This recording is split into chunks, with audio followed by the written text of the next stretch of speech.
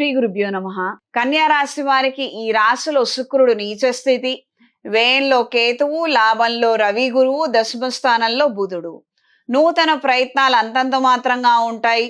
చేస్తున్న పనులు మళ్ళీ చేయడము, అందులో ఏవో ఇష్యూస్ రావడము, ఏదో లోటుపాటు ఏర్పడటము, మళ్ళీ మొదటి నుంచి ప్రారంభించి చేయవలసినటువంటి పరిస్థితులు ఏర్పడవచ్చు.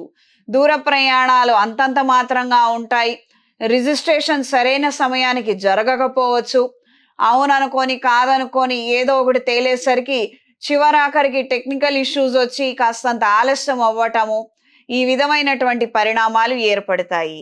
ఆరోగ్య విషయాలలో జాగ్రత్తలు అవసరం. మరీ ప్రత్యేకించి జీవిత భాగస్వామి ఆరోగ్య విషయంలో అప్రమత్తంగా ఉండండి. కొన్ని మంచి నిర్ణయాలు వెనువెంటనే చేయగలిగితే రావాల్సినటువంటి పెద్ద సమస్య కొద్దిగలో వెళ్ళిపోయే అవకాశం ఉంటుంది. ఇది గ్రహించి మెలగండి.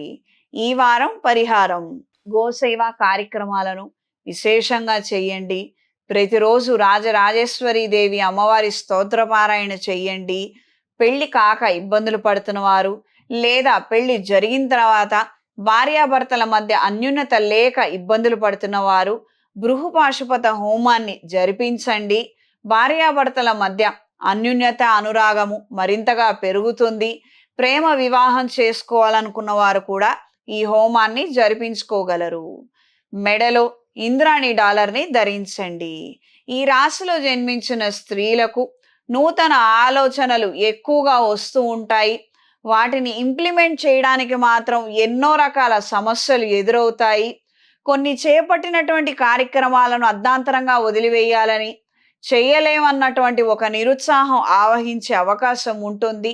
జీవిత భాగస్వామితో చిన్న చిన్న చికాకులు, లేదా వారికి అనారోగ్యం రావడము, లేదా వాళ్ళకు సంబంధించినటువంటి వ్యక్తులకి మీరు కాస్తంత సేవ చేయడము, తిట్లు తినడం అనేది ఉండవచ్చు.